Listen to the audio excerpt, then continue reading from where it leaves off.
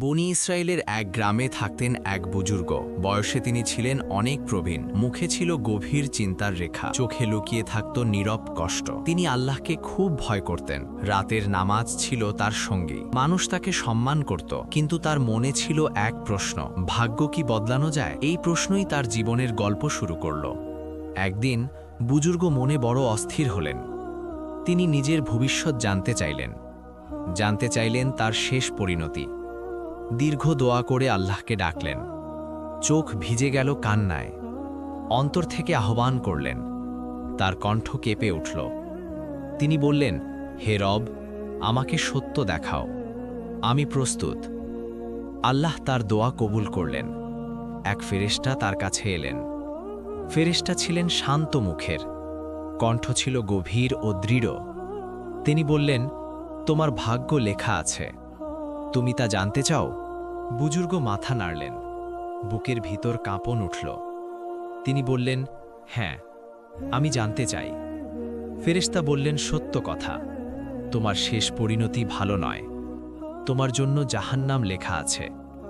কথা শুনে বুজুর্গ কেঁপে উঠলেন। চোখ থেকে অশ্রু ঝরল, বুক ভারী হয়ে গেল। তিনি মাটিতে বসে পড়লেন। নিঃশ্বাস নিতে কষ্ট হল। মনে হলো সব শেষ, আশা ভেঙে গেল। সেই রাত তিনি ঘুমাতে পারলেন না। চোখে ভাসছিল শাস্তির ছবি, হৃদয় জ্বলছিল অনুশোচনায়। তিনি নিজের ভুল ভাবলেন, জীবনের গুনাহ মনে পড়ল। তিনি কাঁদতে লাগলেন, কান্নায় সিজদায় লুটিয়ে পড়লেন। আল্লাহকে ডাকলেন বারবার, ক্ষমা চাইতে লাগলেন, আশার আলো খুঁজলেন। পরদিন থেকে তিনি বদলে গেলেন।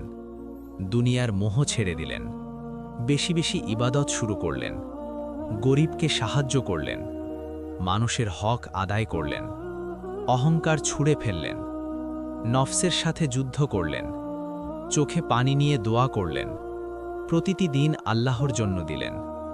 জীবন বদলে গেল। বহু বছর এভাবেই কেটে গেল। একদিন তার মৃত্যুর সময় এলো। তিনি শান্ত ছিলেন, মুখে ছিল তৃপ্তির হাসি, জিহবায় ছিল কালিমা। চোখ বন্ধ করলেন ধীরে। চারপাশ নীরব হয়ে গেল। মানুষ বলল, তিনি সৌভাগ্যবান। সবাই দোয়া করল। আত্মা দেহ ছাড়ল। আখিরাতে ফেরেশতারা এলেন।